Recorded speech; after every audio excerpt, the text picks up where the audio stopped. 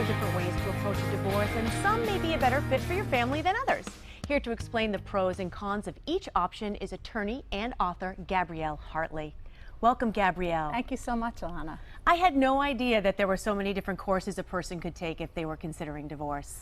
Yes, a lot of people think that they just have to go to court, go to a lawyer, and file for divorce. And while you may wind up having to file for a variety of reasons, there are many fewer aggressive ways. There are many ways that are less aggressive that you can use to move forward through your divorce. What would you consider the most peaceful way if you have an optimal relationship and an optimal decoupling, if you will?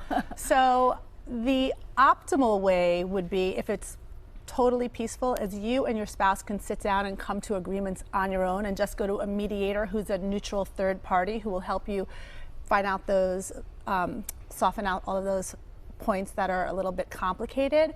But for many couples, if you just don't know where to start, the best thing to do is to come in and speak to a neutral third party, which is what a mediator is, who will make sure that you address each and every issue that you need to address in order to arrive at a comprehensive agreement that will serve you and your family going forward. But what I'd say is, if you don't know where to start with that, find a lawyer who's mediation friendly and talk to them about the best methods. Just because you go to a lawyer, or just because maybe you find yourself in court, it doesn't mean that you can't at any point in the process take a step back and mediate your case and resolve things at the table. Because remember, the stranger in black robes, the judge, never knows the ins and outs of your family the way you know them.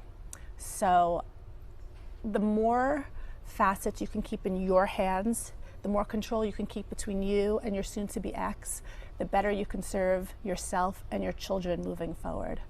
What about collaborative law? I've heard something about that. Can you explain what that is? Absolutely. So where I practice in Western Massachusetts, in my law and mediation practice, we mostly work collaboratively with one another anyway, but there's something called collaborative, which begins with a large C, and it started, I believe, in California, where everybody signs an agreement where you're agreeing not to go to court.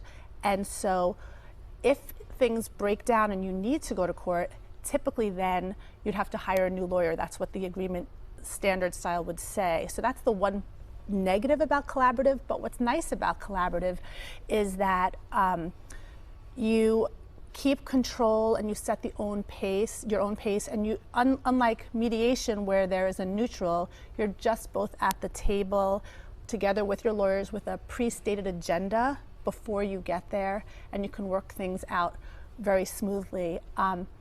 Another thing that we have in Hampshire County is a pilot program that started in Australia, which is called FRISC, and it's a family advocacy program where you're opting in to have third parties there to help you along the way, and that's for mid to low level arguments.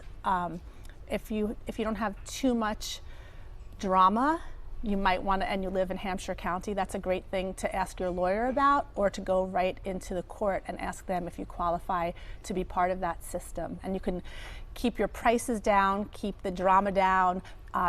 Hopefully, the other nice thing that I didn't mention before about mediation is you can control your own schedule, so you're not going to miss all that work. That sounds great. Well, what great advice you have, Gabrielle. Thank you so much for joining us. Thank you so much, as always. Don't forget to see these tips again. Visit our website, mymassappeal.com.